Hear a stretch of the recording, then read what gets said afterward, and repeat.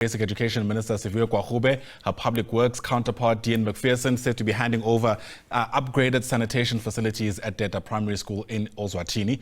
A second attempt to bring in our Mlondi Radebe watching developments for us. Mlondi, hopefully you're able to hear me better, and are you? Take us through how this handover is unfolding there as you help us place the kind of school Deda Primary is.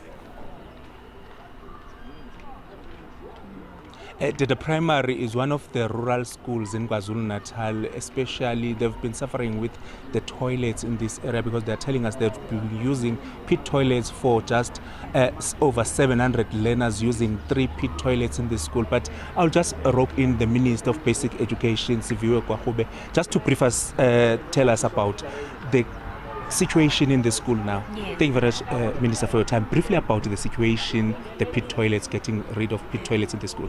Thank you very much, sir. And we are at Deda Primary School, as you indicated. This school is a Quintile 2 school, which means it's one of our non-fee paying schools. And they have had a challenge with pit toilets for a long time.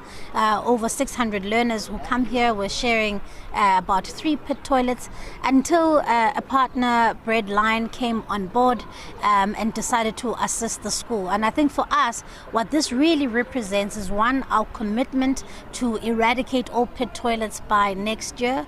We are committed to making sure that that happens because, of course, as we are standing on the eve of World Toilet Day, this is not just about safety of learners, making sure that they're not drowning in pit toilets, but this is also about dignity for the learners and the staff that work at these schools so that they may be able to access appropriate sanitation. I have partnered up with the Minister of Public Works also so that he can bring his expertise and some of his budget to assist us in fighting the scourge against pit toilets in South Africa. So, Minister, you're telling us that by next year you want every learner to use a dignified toilet. Yes, I think it's absolutely an imperative. I think 30 years into our democracy, to still have children who are drowning in pit toilets is really a blemish on our democracy. And I think that we've got to make sure that we are working really, really hard. And that's why we know that as DBE, we're never going to be able to meet this audacious, ambitious target alone. That's why we have made the partnership with Public Works, that we've got partnerships with organizations such as Breadline, because we know that this is the only way that we can really start to shift the needle. Thank you very much, Minister, for your time. Thank you. Let's also rope in Ayanda, the Minister of Public Works, Dean Macpherson. Dean, your role in these schools, because you understand that you're dealing with construction. Well, it's actually not a function of public works and infrastructure, but we really want it to become a function of ours because we think that we can deal with it quickly. We think that working with DBE we can eradicate pit toilets in a much shorter space of time. But you know that there's some tough decisions that government has to make in terms of how those infrastructure allocations are made. They're often made to the provinces, then they are returned or not spent. And we think by forming a collaborative effort, but in national government, we can deal with these issues a lot quicker, particularly because we will be able to work with the private sector, we'll be able to work with NGOs, and it's just something that we think can be done quicker and bring that dignity that the Minister speaks about to communities a lot quicker, because it's clear that this current system is not working. We need to change tact and we need to be more aggressive in our approach to tackle this issue once and for all. Thank you, Minister. Thank you so much.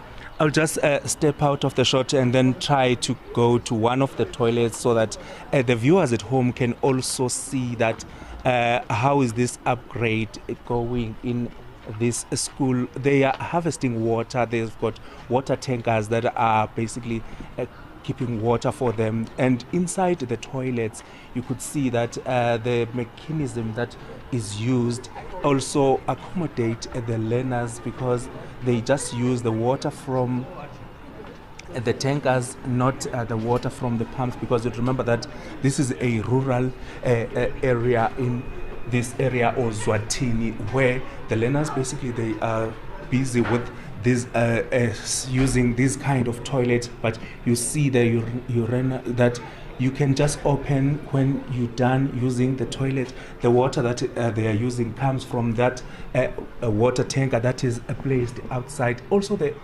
mechanism of the tanker. They're telling us that when they are flushing these toilets, they just need only 2 liters, not more than 2 liters to flush, so that it also basically saving water for the school, saving water for the residents in this area, because this is the area that is also struggling with water and other issues that relate to the service delivery. But also they also put it, those are also new toilets that were built in that side.